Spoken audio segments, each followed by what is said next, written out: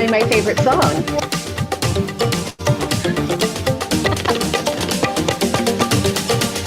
Woo! Yay! Hello and welcome everybody. It is certified personal trainer Mary Beth Rockwell from The Next Fitness Thing, joined by our illustrious executive producer / CEO, also certified personal trainer, Alexis Smith. You got a lot of titles, Alexis. You've earned every one of them. So hi, this is The Next Fitness Show. Everybody, welcome to episode number 8.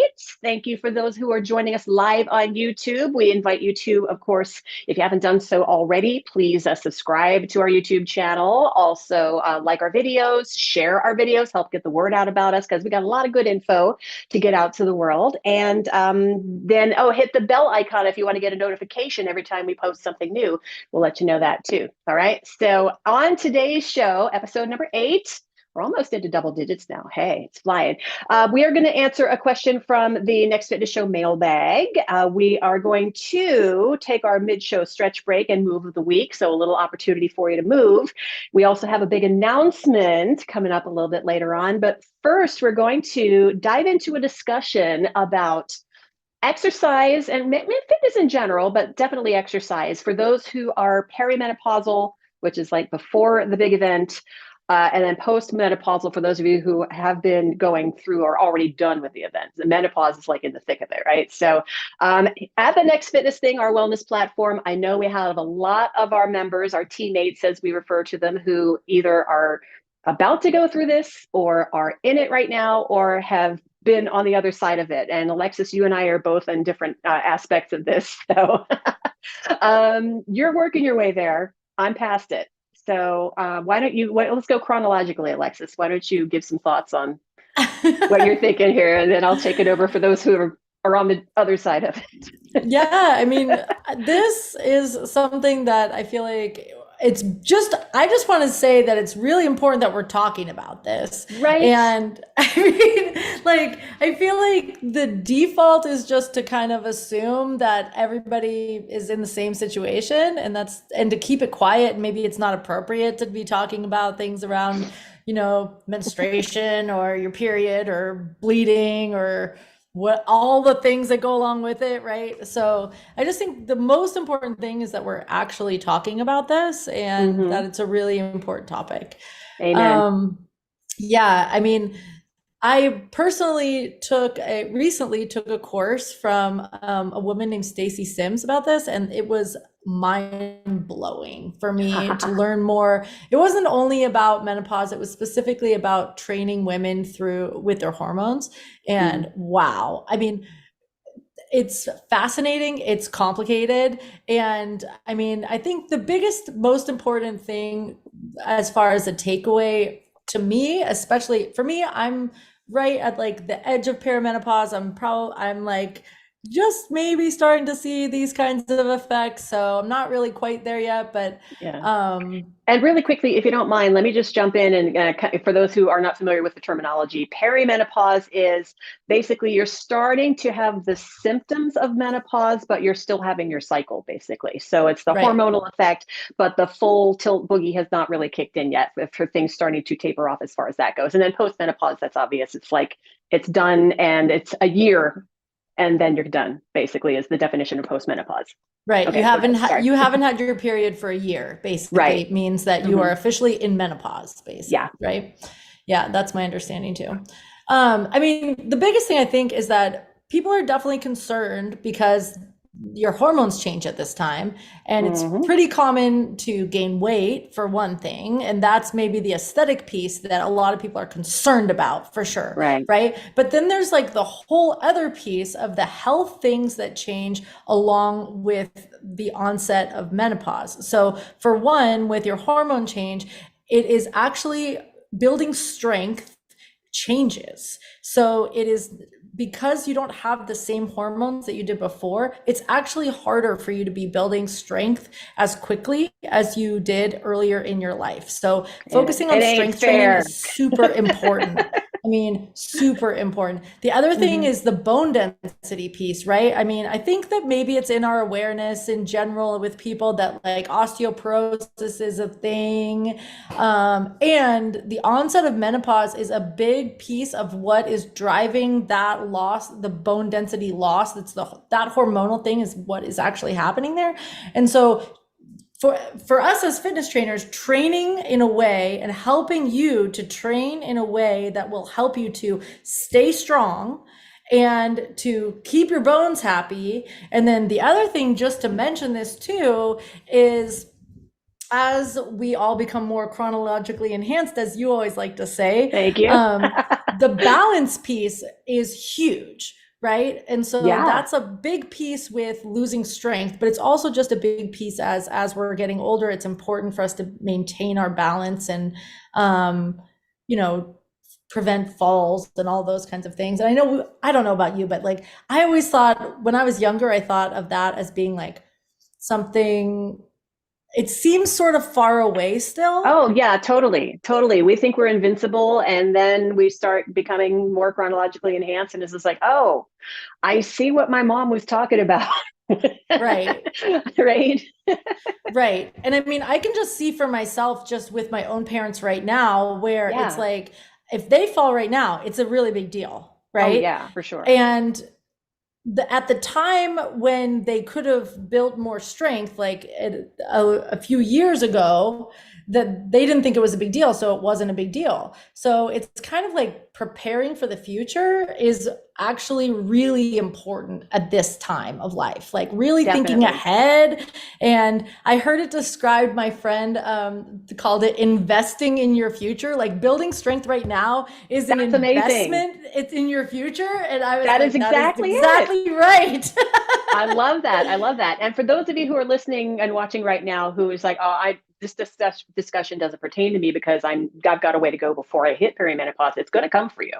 You're not going to escape it. All right. So it's good for you if you're doing some exercise now, especially strength training. Get used to doing it now, because the later on in life you pick it up. Not saying it's ever too late to do it, but the later in life that you wait to do it, the more you're going to have to recover from. So get the habits built now. Okay. Totally agree. Yeah. Yep. And it's really hard. I mean, just saying it's easier to build strength at a younger age. So the younger you are, it's earlier. The earlier you start strength training, the easier it is to build that strength. So do it.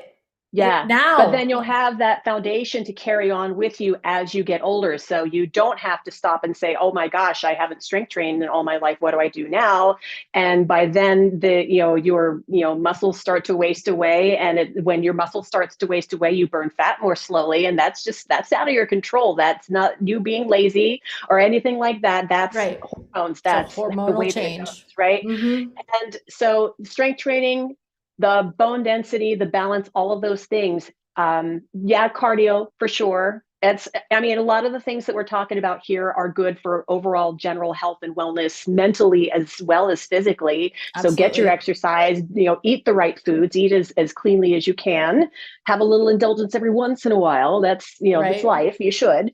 Make sure you eat protein so you can actually build muscle. Exactly where I was going to head. Yes. So you need to make sure you get enough protein, and you got to do the strength training. There is no if, and, or but about it. So if you haven't started yet, I'm going to remind you again, it's not too late.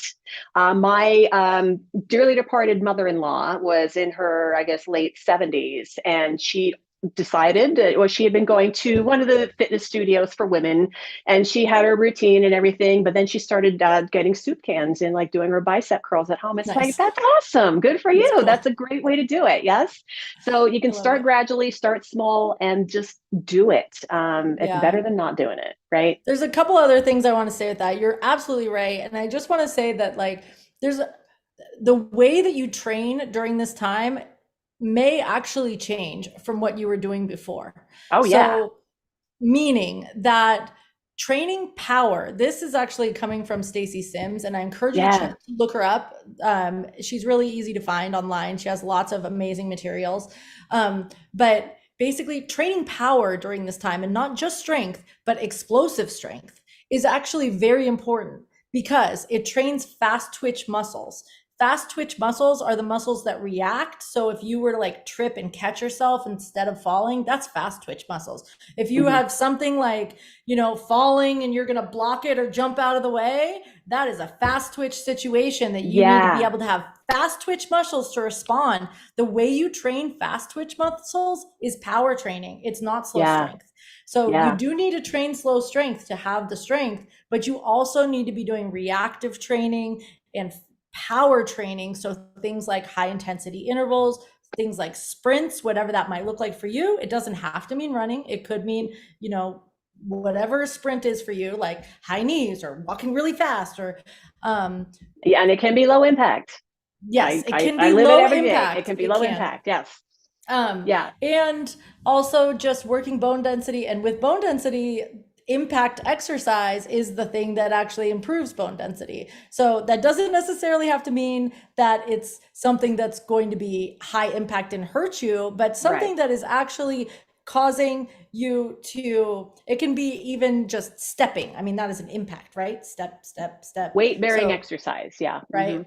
Yeah. So, yep, that's all of those things are really important at this time of life. Indeed. It's so funny because we need to wrap this discussion and move on because we have some other things to get to. But before I hit my 50th birthday, I had a hysterectomy because I had fibroids that were causing a lot of gnarly stuff. So I was surgically forced into my menopause. But it was like I had the hot flashes, I had the night sweats, I had the sleep disturbances, and many of us are prone to depression at this point as well. All those things we talked about, all of those forms of exercise will help you with pretty much all of those things. But number one, I'm going to suggest before we part ways from this discussion, and Alexis, if you have anything else, of course, please chime in, but check with your doctor. If you're having these symptoms, your doctor calls the shots. So, and if they don't give you a satisfactory answer, get a second opinion. Okay. We're looking out for you. Right. Okay. Anything else? We ready to move on to let's do it. Stretch break? Woohoo! Stretch break. All right, we are going to actually demo this one live, and this is a great exercise that you can do seated if you can't get up from your seat, but it's great to do it standing as well. And this is called a wall slide. All right. So you don't even need a wall to do it, but your image is that you have a wall behind you. So I'm going to actually get out of my chair and get up off my booty a little bit. All right. So imagine I have a wall behind me. All right. I cannot move backward. I cannot move forward. I'm just resting you see the curves of my spine here. So like my shoulder blades and my booty are against the wall. So I'm going to take my hands, I'm going to turn forward, goalpost position, what I call this. And then going to slide your forearms up against your wall, reach up high as you can while keeping your shoulders down away from your ears, by the way. And then right back down the wall. So this is just a great opportunity for you to limber your shoulders up and get a little movement for your arms. And if you were at the gym, by the way, and you're using a lat pull down machine, guess what your motion is? It's this. So you can actively engage your lats in your mid back when you're pulling down here as well. So if I were to turn around, let's see this way, and you probably may not be able to see it, but I'll try anyway. Pulling your elbows down, really squeezing through this area, your mid back, your lats, just a little bit of sneaky lat strength as well. So were you doing it with us? I always ask you this after the fact. Was anybody live doing this with us? I hope it. And if you're watching the recording of it, I hope you did it too. Alexis, anything to add on the wall slide? Well, Erin says hi, and Anna says hi in the chat. The only thing that I have to add is only just all of that. I'm totally 100% with you. Just do your best to keep the neutral spine. I know for me, when I reach my arms over my head, I tend to arch my back, and I think that's pretty common. So keep your abs engaged, and you and me same page. It's uncanny. It's like we did not really discuss this before we had this demo, so it's just like we're all just right there. Okay, I think it's mailbag time. Yeah, ready to do it? TNFS mailbag. And remember, if you have any questions for us, you can send yours into tnft@thenextfitnessthing.com.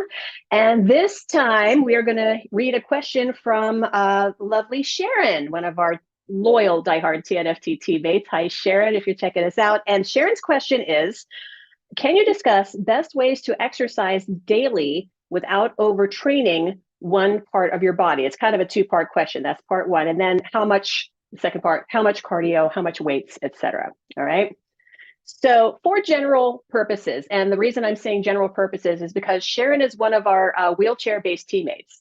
So she's going to be working a lot of upper body. I see her working a lot of upper body all the time. So if you have multiple things that you can move, it's a great idea for you to maybe stagger out body parts if you're concerned about overtraining. So like one day you do your lower body, your legs, your hips, your butt. The next day you do your upper body, your arms, shoulders, chest, back. Core, I think we've had this discussion before. Most of us can do core pretty much every day, as long as you don't like go at it too hard and hurt yourself. Just be safe about it. But that staggering, that alternating, if you will, it's going to help one body part rest. 48 hours rest is roughly the recommendation for most of us. And then you're going to work your whole body at that same time and not overtrain one particular area. All right. So Alexis, do you want to take the second part of this? Yeah, I mean, I think I'm with you on that. And I know that it's especially challenging if there are only, especially for our teammates who are working out seated, then it makes it so that you may have a tendency to use your upper body a lot more and maybe not use your lower body so much. So with that, there's some, maybe more specific things that might be applicable for you. I know just from teaching class and knowing that I'm having people taking my classes seated, where there may be moves that come up that are lower body moves, and the seated person might choose often an upper body version of, like, I'm just going to give an example. Let's say squats comes up and it's somebody who's doing this exercise seated, then maybe they'll do something like rows because it's also posterior chain. And so then they're going to work posterior chain, and meaning the backside of your body, and to do something while the squats are coming up because they're not going to be doing squats. Right. And the other thing I would just say with this is, I do think that's a good option. And when you're thinking of it from the perspective of making sure that you're getting enough rest and not overtraining, you might consider, if it's possible in your body, to do something like an isometric exercise for your lower body, even if it might not be possible for you to move that body part. Now, this is going to be really individual, because some people may not actually even be able, and I don't mean to say even, it may not be possible for certain people. Like, I know, I have, I'm familiar with working with people with spinal cord injuries. You may not actually even have the awareness or ability to connect with a part of your body to engage a muscle. So if that's true, if that's what's true for you, then that would not apply. But if you are able to contract the muscle, like for a squat, if we're doing a squat in the general class and you're taking a total body class and you need to rest your arms, then you might want to consider squeezing your glutes squeeze, release. Right. Squeeze, exactly. Release. Yeah. Or squeeze and hold, or whatever it might be, Yeah. to make it so that way you are getting the contraction in the part of the body, even if it might not be possible for you to move that part of your body. You're still strengthening it. Yeah. Right. And people are taking seated workouts for different reasons. Like, I know some people are in a wheelchair and that's their lifestyle. Other people might have an injury that's temporary that they're working through, and then they may, so it's going to be different. So I think the number one recommendation I really have with this is to get the one-on-one attention that you might need to figure out the best solution for you personally. So work with a personal trainer. Almost all of us are offering personal training, if that would be something that you would value. Like, and even if it's somebody in your own hometown that you're working with, but work with someone to help you to figure out the versions of exercises that you can do, so that you know what options that you have when this move comes up that might be challenging or impossible for you to do in class. Ding, ding, ding. And one more reminder for anybody that does isometric exercises: don't hold your breath. Make sure that you're breathing, because it can artificially elevate your blood pressure. You don't need that. You need the oxygen to perform like the well-oiled machine that you're meant to be. So breathe. Even when you're holding in a plank, for example, you should be breathing. Sending the oxygen where it needs to go. That's super important. Okay. And then as far as cardio versus weights, anything on that before we move along? I'd say alternating might be a good sign. One more thing I want to mention. Number one sign of overtraining is things hurt. So if it hurts, take some time off, because that's your body telling you that you need to chill. All right. And if it lingers, get it checked. All right. Anything else? Same page. I think think we're good. Okay. Always same page. Always. Okay.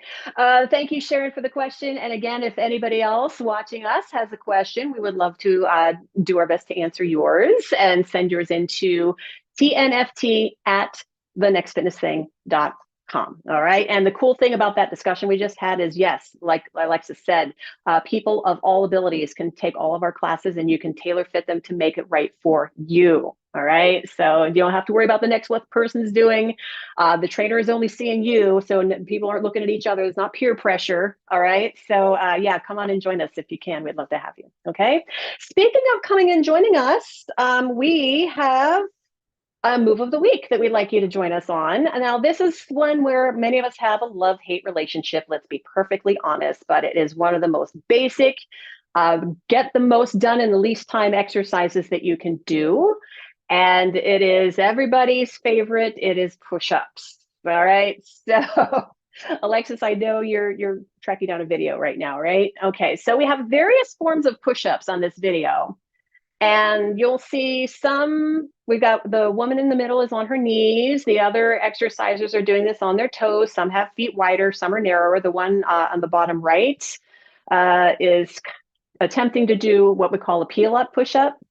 So these are all options that you could take, but none of these people is doing this exactly the way that we're looking for it to do, right? To keep you safe. So want to take these one at a time, Alexis?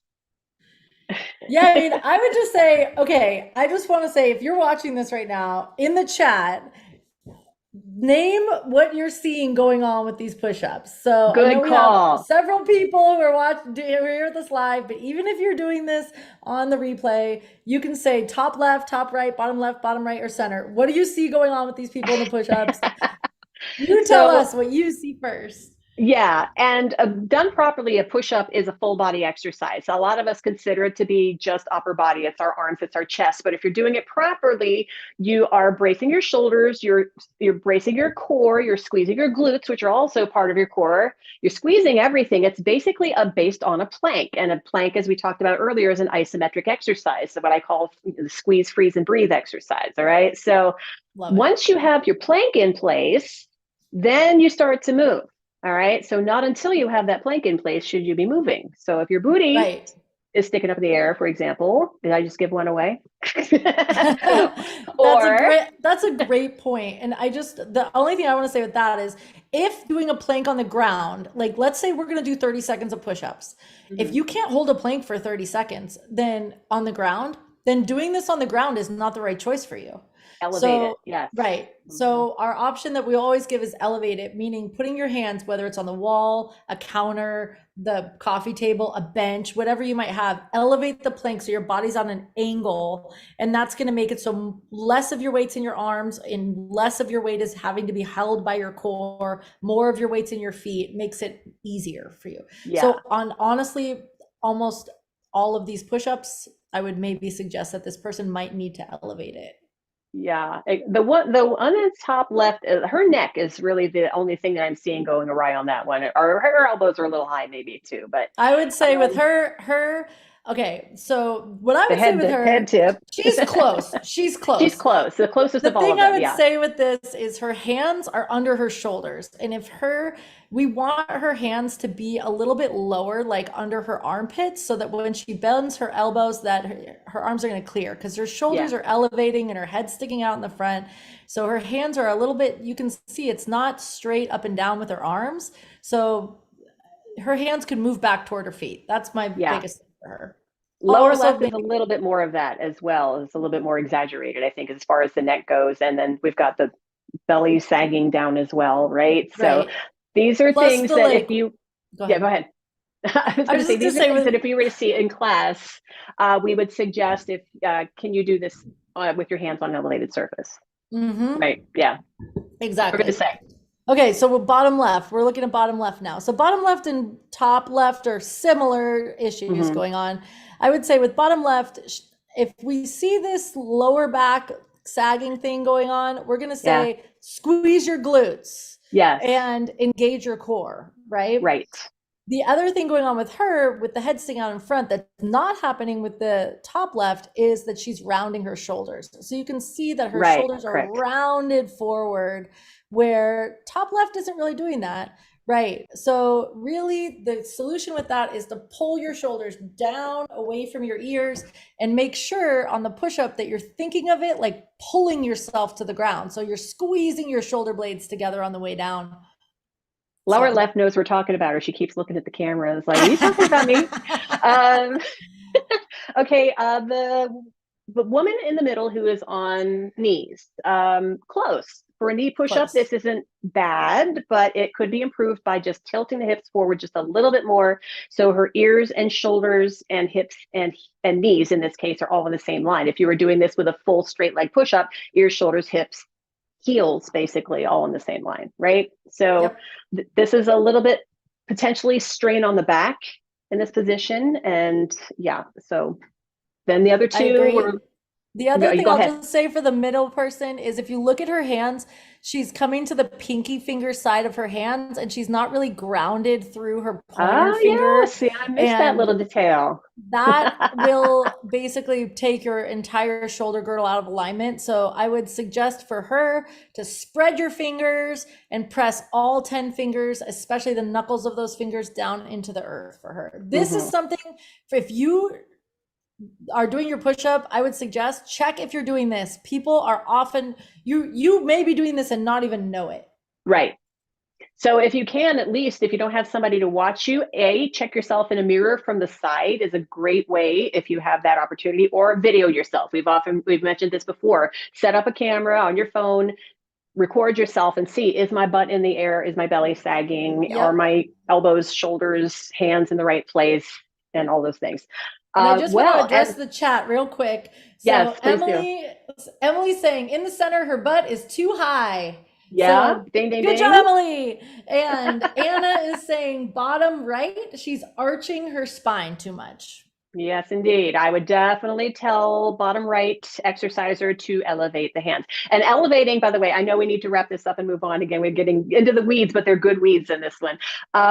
If you're elevating, sometimes I see peeps do this with their hands on a couch. If it's a really cushy couch cushion, for example, it's going to be really hard to keep your stability, and it's going to be tougher for you to hold onto your plank. So it should be ideally a firm-ish surface. So I will often use like the firm edge of my sectional if I'm doing elevated push-ups, and I do elevated push-ups, believe me, because I got shoulder issues. But yeah, it shouldn't be something that's too cushy that you're going to sink into, is basically what I was going for there. Cool. Yeah.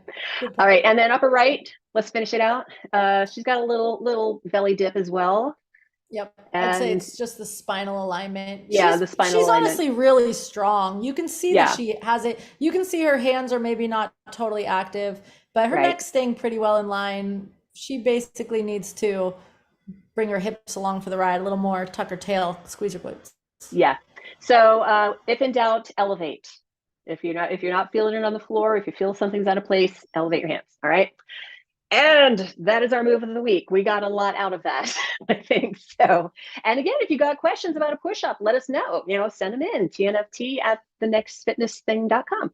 Okay, we have an announcement that's pretty cool on something that is coming up for us next week. We have another one of our Step Into Fitness walking challenges coming up. And it is our Step Into Fitness March On walking challenges. So we're heading into March. We bring you another one of our 3-week, 4 days a week challenges. These are all 25-minute classes, reasonably easy to fit into your day. We'd love for you to join us live for class if you can, but if you can't make it live, you can also take these classes via our replay library. And as always, if you are a TNFT member, you get a discount. The price that is showing on our landing page here is the non-member price, but if you are a member and you enter the promo code member, you get the pretty substantial members discount. So yay for our TNFT crew, we love you. So, and here is the schedule. Now there's one little change to this schedule. Monday, March 4th is going to be our monthly goals walk, 25 class. And we keep forgetting. It's like, oh yes, that's right. It's the first Monday of the month. That should be goals walk 25, which is an all access class, by the way, right? So you don't have to be in this challenge to show up for the goals walk, but we'd love it if you did. But goals walk is just our monthly opportunity for you to set goals, revisit goals that you might have already made, tweak goals that might not be working for you. So that's always a fun class. And yeah, anybody can join those. So winner all access. So, and then we have a game as well. Alexis, do you want to chat about the game a little bit? Because we got a prize on the line. Oops, we got you? We do. I just had to find the unmute button. Okay. Did we lose her? So she's there. I'm here. This is a game where we are, as part of the March On challenge, we're going to be asking you a question in class. So you have to come to class in order to play, but you could still play on replay. So sure. We're going to ask a question, and their questions are generally about self-empowerment, and it is something for you to share. So if you share in class, you get 1 point. And if you share on social media publicly and tag us, then you get 3 points. So there's a maximum of 4 points available per day. This is our calendar, but it's also our score sheet. So you can use this to track your points for the day. At the end of the challenge, you'll send in your score sheet to us to be eligible for a chance to win some TNFT swag. That's a surprise, but it is really awesome. So I encourage you to play. And for those of you who are watching, and again, might be new to the Next Fitness Thing, thenextfitnessthing.com, by the way, is where you find us. That's very important information to have. But this Step Into Fitness series is just a way for you to have fun while you're walking and make it entertaining, and make you when you love a workout, you're going to show up for it. And if you have not taken one of these walking classes, you're going to love it. The community is going to be there with you. You can chat live in the class. You don't have to, but it's really entertaining. And there's a lot of motivation in there, and it's just a whole bunch of fun. So it is starting this coming Monday, and you saw the countdown clock there. So marchon.thenextfitnessthing.com is where you go to sign up, and we cannot wait to see you. And do we have time to hit on the final thing, the food? It's yummy food. I think we can squeeze it in, sure. We bring to light every so often a very yummy nutritional food that is in particular season, or just because we want to highlight it because it's yum. And so there may be different schools of thought about this one, but I love it. And there are different ways to prepare it. And now that I've piqued your interest, we're talking about kale. All right. Leafy greens are so dang good for you. So kale is super, super nutritious for you. It is actually a cruciferous vegetable, member of the cabbage family. You wouldn't tell from looking at our picture of the kale, but it's true.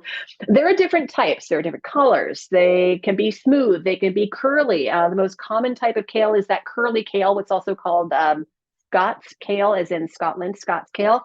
And those are green and curly, and they have a hard fibrous stem. Now, they can be a little gnarly if you're putting them in a salad. Maybe you want a little bit softer kale. So if you're speaking culinarily, as I like to spend a lot of time in the kitchen, maybe your recipe would call for a softer kale rather than the hardier kale, which might be good to like drop in a soup, for example, or a chili or something. So that'll like soften up the leaves a little bit. But there's loads of fiber in there. A single cup of kale, which is 21 grams, 7 calories. I mean, come on.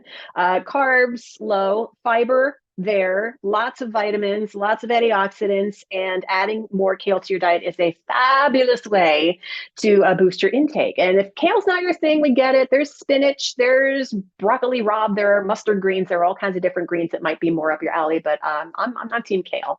In fact, I just had a couple of kale salads this past week, and it's like, I hadn't had one in a while. This is good. So I need to do this more often. Okay, are we ready to wrap? We went a little over. Sign me up. Team kale. I'm in. Kale chips all the way. Kale smoothies. I know some of you are in for that. Kale chips. Kale chips. Oh, dang. You throw kale and kale leaves into like an oven, olive oil. You can just use a little spritz of the spray oil, a little salt. Oh my gosh. Yum. So good. All right, now I want those. All right, so we're going to wrap things up, but I wanted to give you a heads up. We wanted to give you a heads up for episode 9 of the Next Fitness Show. Coming up next week, we have another special guest. If you are one of our TNFT teammates, you know her, you love her, because she was once one of you and still is. It is our registered dietitian, Sharon Bowers. We know her as RD Sharon B. And we're going to get to chat with her next week. This is going to be great. So if you got any food questions, nutrition questions, I'm sure that we would be happy to discuss those for for you. Again, send them to tnft@thenextfitnessthing.com. And yeah, we'll see if we can get them to share it for you. All right. Okay. Alexis, anything else? That was a jam-packed show, wasn't it? So good. It was like, that was a lot, but that was great stuff. Okay, thank you all for watching. We love you. We appreciate you. Remember, subscribe to our channel if you've not done so yet. Like all the stuff, share all the stuff, get the bell notification so you can get an alert on all the stuff. And then hit the link in the description, of course, if you want to join us. We would be happy to have you. And we're looking for you at the next fitness thing. Get your move on with us, all right? We will see you next week. Let's get it on official with a high five. Bang. All right. You are released. Have a great weekend. Those of you with us live, whatever day it is for you, those of you watching after the fact, I hope you have a good one. Take care. See you next time. Bye.